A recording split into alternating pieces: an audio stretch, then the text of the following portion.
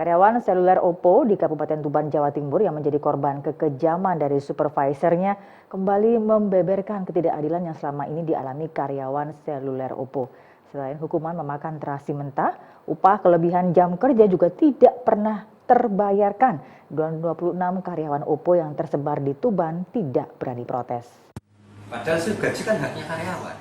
Hingga hari ketiga pasca melaporkannya atas kasus yang dialami bersama 25 karyawan Oppo di Kabupaten Tuban, Jawa Timur. Kini Gemilang asal Kelurahan Perbo, Kecamatan Tuban Kota masih menunggu perkembangan dari penyelidikan pihak kepolisian terkait hukuman yang dilakukan oleh supervisor Oppo yang memberikan hukuman karyawannya setiap tidak target penjual harus memakan terasi mentah, makan belimbing wuluh, pari mentah maupun lari keliling alun-alun hingga 9 kali.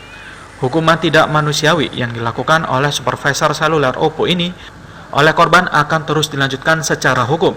Bahkan dalam waktu dekat, korban bersama kuasa hukumnya akan mendatangi Mapolres Tuban kembali untuk mempertanyakan proses hukum yang diadukan pada Selasa kemarin. Karena kekejaman supervisor seluler Oppo Dwi Prawoto Hadi ini sudah di luar kewajaran, bahkan banyak karyawan yang lebih memilih mengundurkan diri karena sudah tidak tahan dengan hukuman yang diterimanya. Kini 26 karyawan seluler Oppo yang masih bekerja pasrah dengan hukuman selama ini. Mereka semua memilih bungkam karena takut kehilangan mata pencarian selama ini. Ibu salah satu korban selama ini selalu memberikan semangat untuk anaknya. Setiap pulang kerja selalu cerita karena usai menerima hukuman dari pimpinannya karena tidak memenuhi target penjualan.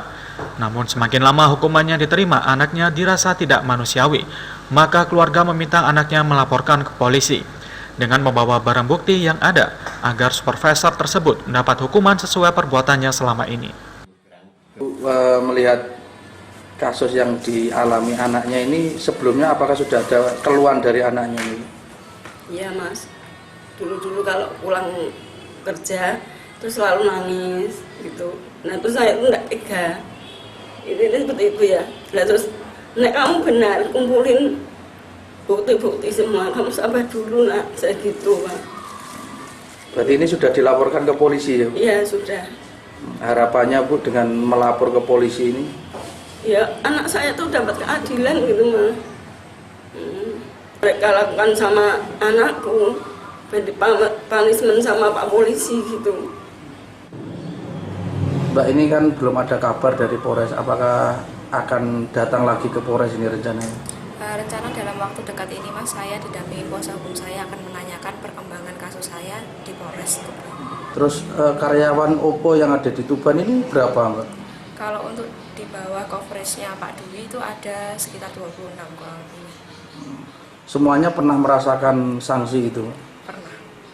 Sanksinya yang paling berat yang dirasakan teman-teman selama ini apa ini? Kalau yang paling berat ya yang saya rasa yang kemarin ini terasi, tapi kan saya sudah tidak ikut punishment itu sejak saya melakukan pengaduan bulan November. Terus yang saya rasa paling berat selama ini ya lari.